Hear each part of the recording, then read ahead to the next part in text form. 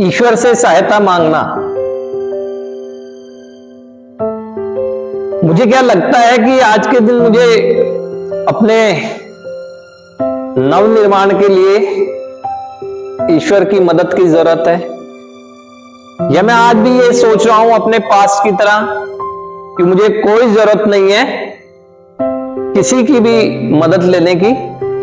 मैं अपनी सोच से ही अपना जीवन अच्छा कर सकता हूं। हो सकता है कि आपको एहसास होने के बाद भी आज ये विचार आ रहा हो कि मैं अपनी जिंदगी को अपनी सोच के अनुसार ही आगे बढ़ा सकता हूं। हो सकता है ऐसा, तो फिर मैं ईश्वर की सहायता की मांग करूंगा ही क्यों। अभी कुछ चिंतन थोड़ा अपना पास्ट का करके देख लें। ऐसा नहीं है कि हम किसी भी ईश्वरीय शक्ति पर विश्वास नहीं करते थे। हमारे विश्वास का स्वरूप तय करता था कि कौन होगा हमारा भगवान। कहते हैं ना कि भक्त अगर पहलवान तो उसका ईश्वर हनुमान। तो ऐसे ही हमारे विश्वास के स्वरूप ने तय किया था कि हमारी हायर पावर कौन होगी। आप विश्वास करते थे और उस विश्वास के सहारे आप अच्छा जीवन जीने के लिए प्रार्थनाएं करते थे, कर्म खुद करते थे और आगे बढ़ जाते थे।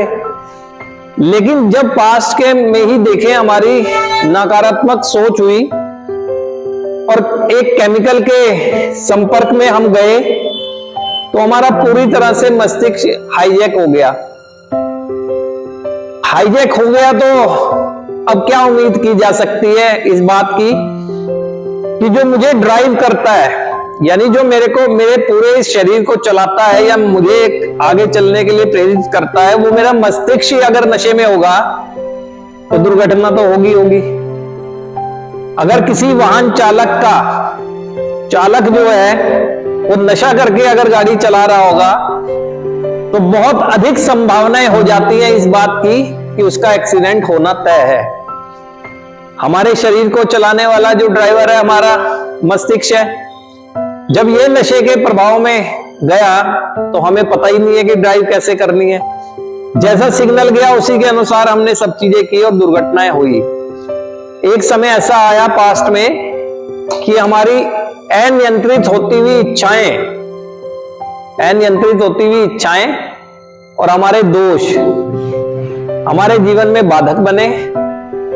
गलत कर्म अपनी गलत इच्छा अनुसार हम कर रहे थे, जीवन में परिणाम गलत आ रहे थे, हम दोष उसका ईश्वर को दे रहे थे।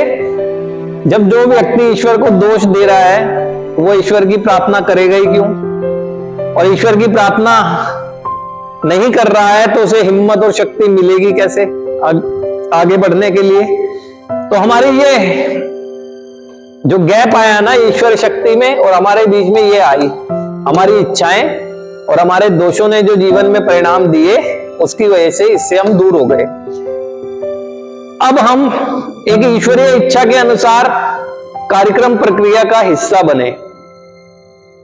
यहां पर हमें जब होश में आते हैं, जब ये हमारा ड्राइवर यानी हमारा मस्तिष्क पूरी तरह से हमारे नियंत्रण में आता है, तो हमें याद आते हैं वो क्षण जिस क्षण अपने बेहतर निर्माण के लिए हमने कर्म किया था।